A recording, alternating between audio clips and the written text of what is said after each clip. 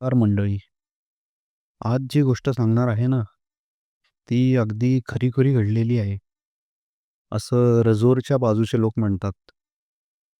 पुण्यातले 2 दोस्त बुधवार पेठेच्या सवयीने वैतागलेले आणि मध्य प्रदेशातलं एक गाव रजोर, जिथे म्हणे महिन्याच्या भाड्याने बायको मिळते.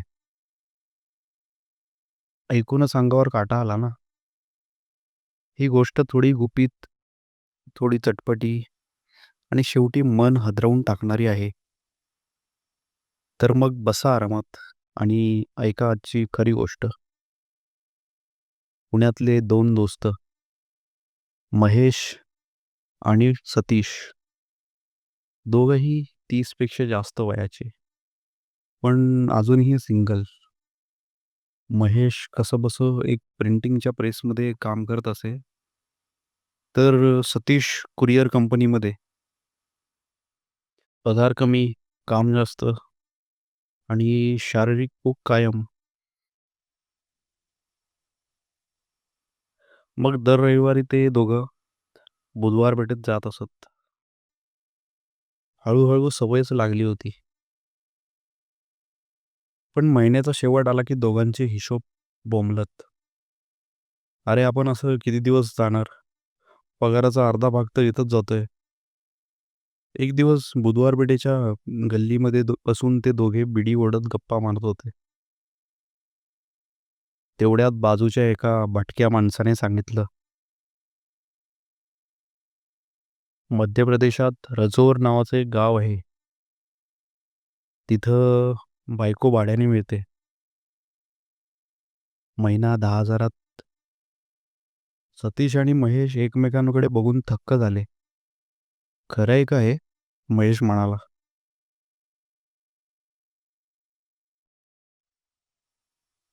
त्या माणसाने आणखी सांगितलं, "10,000 महिना आणि जर जाड, गोरी तरुणी हवी असेल, तर 15,000 सुद्धा जातात. तुम्हाला ज्याची पसंती तसं." ते दोघं पूर्ण रात्र झोपले नाहीत. दुसऱ्या दिवशी भेटून ठरवलं, आता बुधवार पेठ जाणं बंद. 2 महिने पैसे साठवू आणि मग रजोर.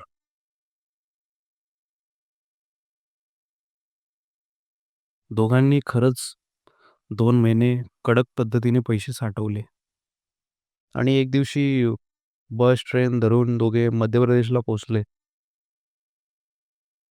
रजोर गावाच्या बाहेर एक वस्ती होती, जिथं बायका भाड्याने मिळत होत्या.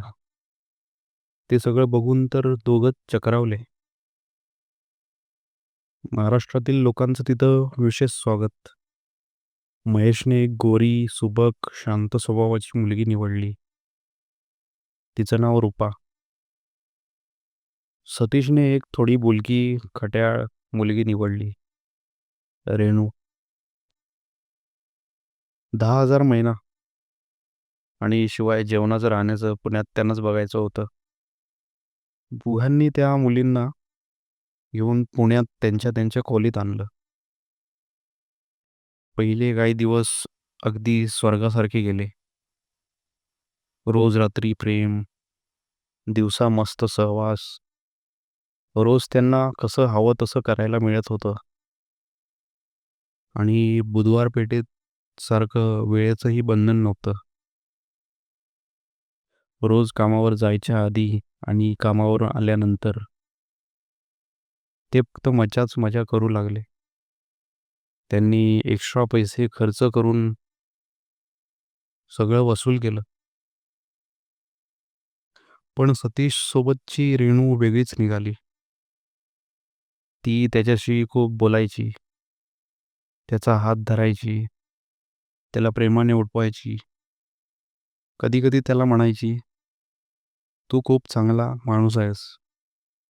तुझ्यासारख्याशी लग्न करायला मला आवडेल." सतीशचं मन हळूहळू तिच्यावर जडू लागलं. महेश खूप समजावत होता. "अरे वेड्या, बिझनेस आहे त्यांचं. कॉन्ट्रॅक्ट संपलं की सोडून जाईल. तू मनात ठेवू नकोस." पण सतीश म्हणायचा, "नाही रे महेश, ही वेगळी आहे." प्रेम करते माझ्यावर. कॉन्ट्रॅक्ट संपायला 4-5 दिवस बाकी असताना रेणू सतीशला हळू आवाजात म्हणाली, "माझ्याशी लग्न करशील का? पण गावाला सांगता येणार नाही. नाहीतर ते मलाच मारतील.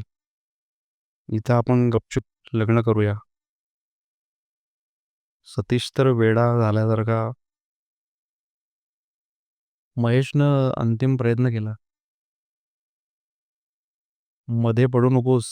तुझा नाश करेल ती." पण सतीशने कानावर घेतलं नाही. कॉन्ट्रॅक्ट पूर्ण झाल्यावर महेश आपल्या मुलीला परत देण्यासाठी रजोरला गेला. पण सतीश मात्र रेणूसोबत पुण्यातल्या एका छोट्या मंदिरात लग्न करतो.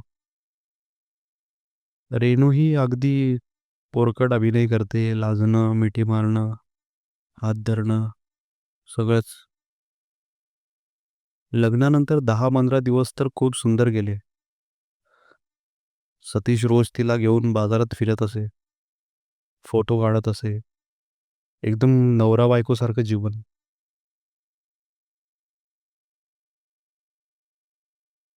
पण एका सकाळी दरवाजावर मोठा धडाका झाला. दरवाजात पोलीस उभे होते. "तू रेणूला किडनॅप करून आणलंयस. तिच्या घरच्यांनी कंप्लेंट दिली आहे. तू तिला बंदिस्त करून ठेवलंयस." आणि सतीशला धरून घेऊन गेले. तो ओरडत होता, "माझी बायको आहे. लग्न केलंय आम्ही. ती कोर्टात सांगेल." 2 दिवसांनी रेणू जेलमध्ये भेटायला आली. डोळे थंड, भाव नाही. आणि म्हणाली, "10 लाख रुपये दे, नाहीतर कायमचा जेलमध्ये सडशील."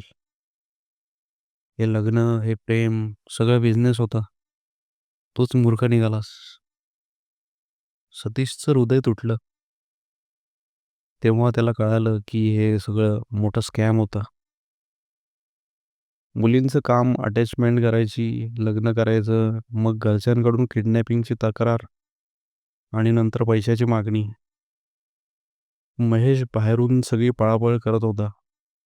पण आतला सतीश मात्र पूर्ण तुटला होता. मंडळी, ही गोष्ट ऐकून एकच कळतं. देहाच्या मोहात पडला की माणूस कधी कोणाच्या जाळ्यात अडकतो कळतच नाही. सतीशचं आयुष्य तर जवळपास उद्ध्वस्त झालं. अशीच आणखी गावठी, अस्सल, खरी प्रौढ कथा ऐकायची असली तर माझ्या चॅनलला नक्की भेट द्या. आणि पुढचा भाग, पुढची गोष्ट लवकरच तुमच्यासमोर घेऊन येतो. तोपर्यंत सांभाळून राहा आणि ऐकत राहा मराठी मोहक कथा.